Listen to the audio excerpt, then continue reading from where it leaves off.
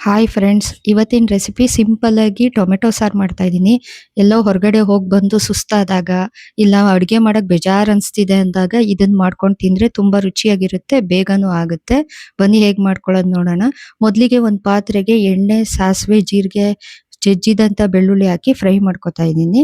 ಅದ್ರ ಜೊತೆಗೆ ಒಂದು 3 ಒಣಮೆಣಸಿನಕಾಯಿ, ಒಂದೆರಡು ಹಸಿ ಮೆಣಸಿನಕಾಯಿ, ಸ್ವಲ್ಪ ಕರಿಬೇವು ಹಾಕೊಂಡು, ಒಂದು ಕಪ್ ಆಗಷ್ಟು ಈರುಳ್ಳಿ ಹಚ್ಕೊಂಡಿದ್ದೀನಿ. ಅದನ್ನು ಹಾಕೊಂಡು ಫ್ರೈ ಮಾಡ್ಕೊಳ್ಳೋಣ.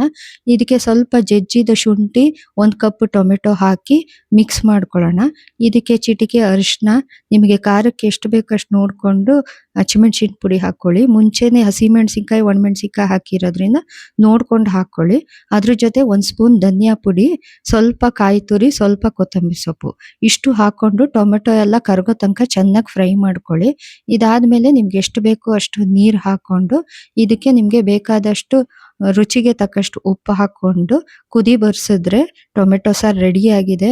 ಒಂದು 10 ನಿಮಿಷದಲ್ಲಿ ಮಾಡ್ಕೋಬಹುದು. ಈರುಳ್ಳಿ ಟೊಮೆಟೊ ಹಚ್ಕೊಂಡ್ರೆ ನೀವು ಮನೇಲಿ ಒಂದ್ಸಲ ಟ್ರೈ ಮಾಡಿ ಹೇಳಿ ಹೇಗಿತ್ತು ಅಂತ ತಿಳಿಸಿ. ಬಾಯ್.